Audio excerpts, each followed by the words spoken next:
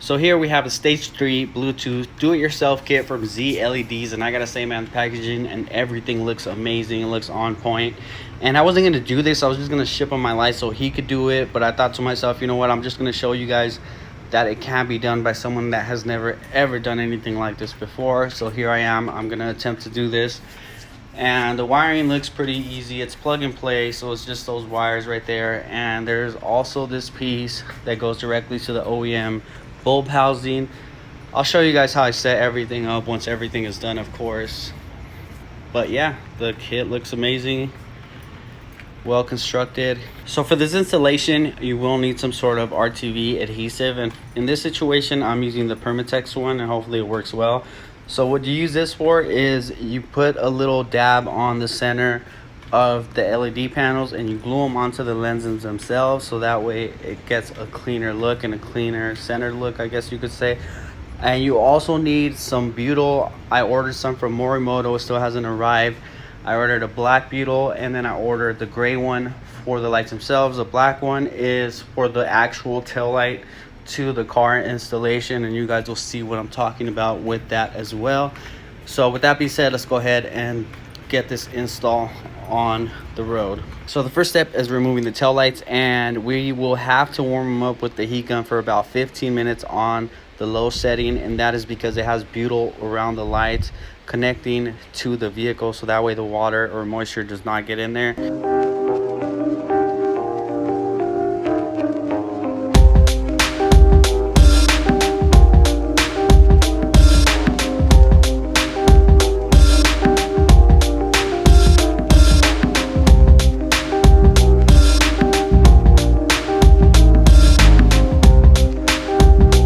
Man, this thing looks so crazy. It looks so good without the taillights. It's freaking insane. If they designed something for the Skyline that made it kind of look like this, it would be so crazy. I don't know, it's hard to explain, but I really like how this looks without the lights.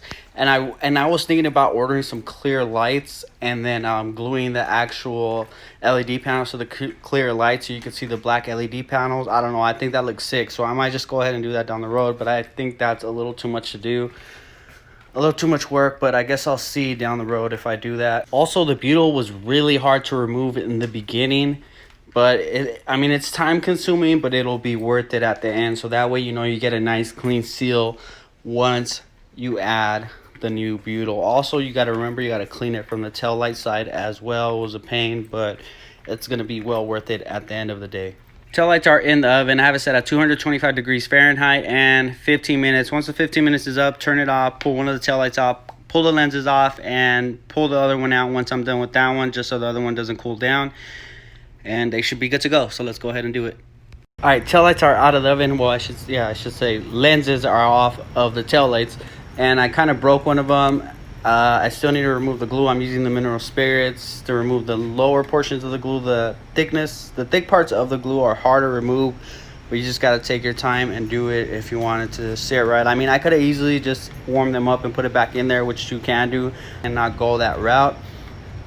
So it kind of, so they broke here, but I guess that really doesn't matter. I guess that's just to center the lights and line them up.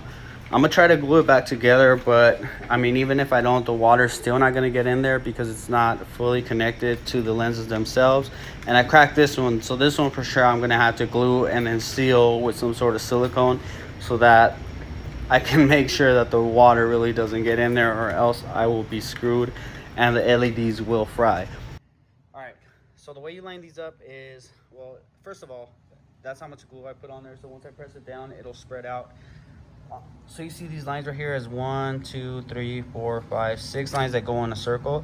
So the very top line right there, you can see here, and it's a perfect circle. So that's how you know this is like legit center and straight. And these lines obviously tell you it's straight. That's up, down, side, side. And the ZLED logo is facing the other way on there. So now I'm gonna go ahead and put this one on. First, I'm gonna put the rag underneath so the lenses don't get scratched, and continue the whole process. On these, I'm gonna put some glue around those edges and then put these boards down.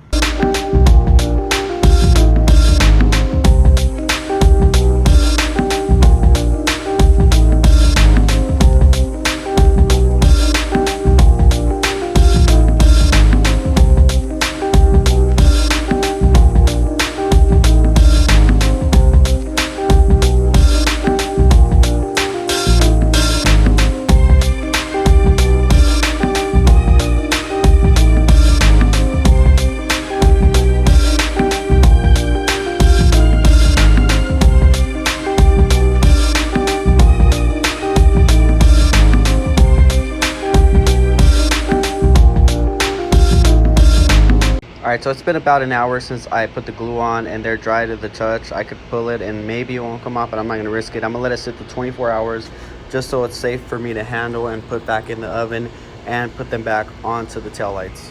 So I'm going to use this clear weld, JB Weld epoxy to glue these pieces back onto the turn signal light that broke, and then after that I'm going to go ahead and throw some of the adhesive sealant around the edges just so that the water or moisture does not get in there and ruin the LEDs, and we're good to go.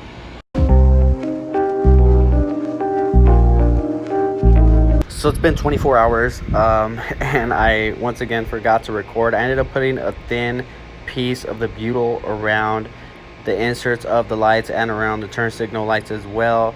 So once I put the turn signal light above it, put it in the oven for another 15 minutes and then start pushing it down. Don't press down too hard because you will crack the lenses. Just be patient, and if you feel it getting hard, just pop it back in the oven for another 5 minutes and then push it down again.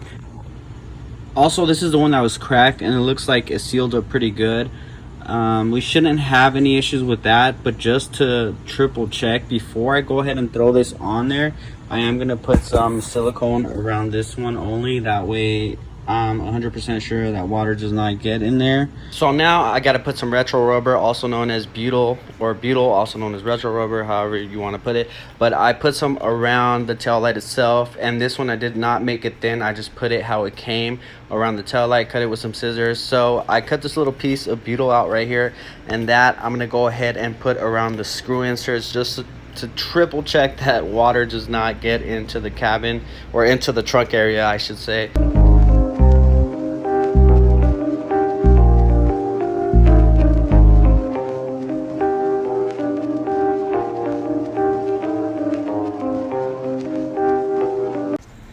Man, these things look amazing. I was kind of sketched out at first. I thought it wasn't going to look good, but they actually do look really good once they're on the taillights. I thought they were going to look tacky. Believe me or not, I still haven't tested out the lights to see if they turn on, but I guess we're going to find out in this video. So now what I have to do is heat up the butyl around the taillight housing with the heat gun and just warm it up enough to where I could push it on to the vehicle itself and it gets a good seal, a good bond. So I'm going to go ahead and do that and get these lights onto the car.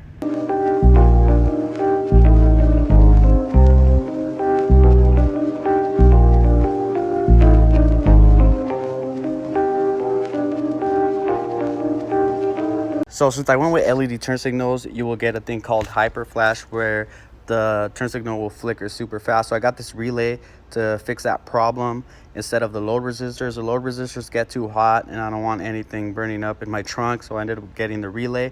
And to replace the relay, it's pretty easy. It's actually, let me see if I could show you guys.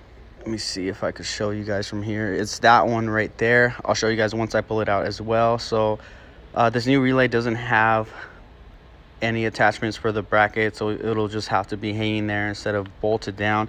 All right, the new relay is on, and now time to test out the turn signals to see if they still have the hyper flash. I also ended up changing the front turn signals to LED as well, so that way I wouldn't have any issues. All right, it looks like the turn signals are working, so that is a good sign. Let's go check them out. Okay, so the turn signals look like they're red, and I told them orange or amber color. I guess this amber was, too much amber, and it looks red for some reason. And you can't really see it on camera, but in person it looks more red than it's supposed to. But we're gonna have to figure something out with that because I really don't like that. Or I might just run the turn signal option on the tail lights. I'll show you guys later. And here are the LED turn signals for the front. They're working perfect. So it looks like I'm gonna have to cut up the plastic on the original housing because the gray plastic there, when I try to put it in, the one that held the original bulbs, when I try to clip that on, it pinches the wires. So I'm gonna have to cut the plastic itself a little bit with a Dremel, so that way I could feed the wires through and I have no worries of them getting pinched. All right, plug and play, pretty self-explanatory. There's 3 wires that are coming out of the housing. You connect them where they go, and then that yellow wire down there that goes to the gray plastic to the bulb housing, that's for the turn signal. You have one exactly like it on the other side, and then one for the tail lights on the other side, and that's pretty much it. And now you can see I cut the plastic and I can feed all the wires through there now.